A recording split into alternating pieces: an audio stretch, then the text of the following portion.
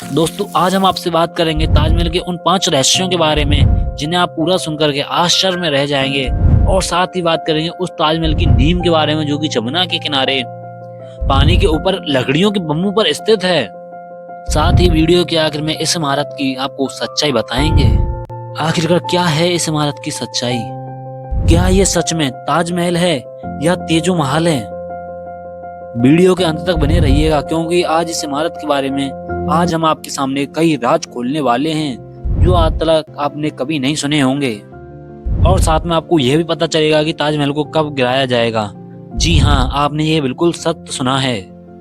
भारत की शान ताजमहल को गिराने की नौबत आखिरकार आई क्यों? क्या यह पहले मंदिर था, बाद में इसमें थोड़ा सा बदलाव कर करके ताजमहल बनवा दिया गया? इस विषय पर हम वीडियो के आखिर में बात करेंगे। सबसे पहले हम ये जानेंगे कि इतना बड़ा महल नदी के किनारे आखिरकार कैसे बनाया गया, क्योंकि आज के इंजीनियर भी किसी समुद्र या नदी के किनारे बिल्डिंग खड़ी करने से पहले 10 बार सोचेंगे। लेकिन क्या आप यकीन करोगे कि यमुना नदी का ही पानी ताजमहल को एक जगह मजबूत बनाए रखने का कार्य कर रहा है? इसे बनाने के लिए मुगल सल्तनत के इंजीनियरों ने यमुना नदी के स्तर से नीचे उसमें बड़े बड़े गड्ढे किए। इसके बाद इन बड़े बड़े गड्ढों में आबनूस की लकड़ी लगाई, क्योंकि आबनूस की लकड़ियों में ये खासियत होती है जितनी उनको नमी मिलती है उतनी ज्यादा ये मजबूत और फौलादी हो जाती हैं। और आबनूस की लकड़ियों से ताजमहल की चारों तरफ की नींव बनी हुई है।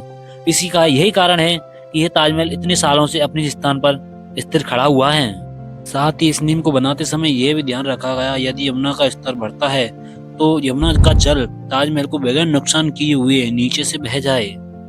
नंबर 2, ताजमहल की जो चारों मीनारें हैं वो ताजमहल से थोड़ी सी बाहर की तरफ झुकी हुई हैं और यह सब कुछ जानबूझकर के किया गया था। ऐसा इसलिए किया गया था यदि कभी भूकंप आता है तो ताजमहल की जो चारों मीनारें हैं वह ताजमहल को बगैर नुकसान पहुंचाए ताजमहल से दूर जाकर के गिरे।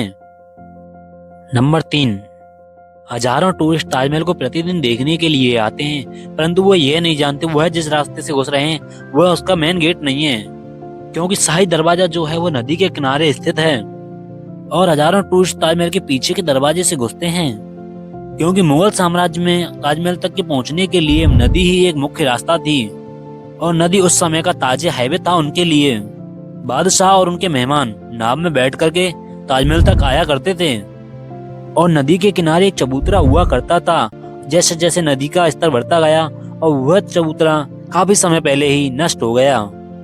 नंबर 4, कहा जाता है शाहजहां ने ताजमहल को बनाने वाले सभी मजदूरों के हाथ कटवा दिए थे, परंतु इस बात का कोई भी पुख्ता सबूत नहीं मिलता है, इसीलिए यह बात हमको अफवाह जैसी लगती है।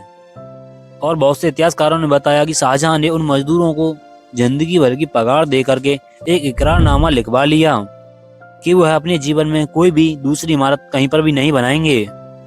और आपकी क्या राय है इस विषय पर एक बार कमेंट बॉक्स में कमेंट कर करके हमको अवश्य बताइएगा। नंबर 5, जैसा कि आप सभी जानते हैं कुतुब मीनार सबसे ऊंची एक इमारत है। साथ ही आपको यह जानकर आश्चर्य होगा कि ताजमहल कुतुब मीनार से भी एक ऊंची इमारत है, क्योंकि ताजमहल की ऊंचाई 73 मीटर है और कुतुब मीनार की ऊंचाई 72.5 मीटर है। नंबर 6, ताजमहल के साथ ताजमहल के उन 22 कमरों का रहस्य भी छुपा हुआ है जो कि आज तक किसी ने भी खोल करके नहीं देखे हैं, क्योंकि लोगों का कहना है कि उन 22 कमरों में हिंदू देवी देवताओं की मूर्तियां छुपी हुई हैं, इसीलिए उन कमरों को कभी खोला नहीं जाता है। और दोस्तों आखिरी सवाल मेरा 7वां आपसे है कि ताजमहल को उस समय बिना सीमेंट के कैसे बनाया गया? जो भी हमारा भैया इस सवाल का सही जवाब देगा मैं उसकी कमेंट को पिन कर दूंगा। तो दोस्तों मिलते हैं आपसे एक और नई वीडियो में। और अगर आप हमारे चैनल पर नए हैं तो चैनल को सब्सक्राइब कर करके बेल आइकन को ऑन कर लेना, ताकि हम अब जब भी नई वीडियो अपलोड करें तो सबसे पहले नोटिफिकेशन आपके पास पहुंचे।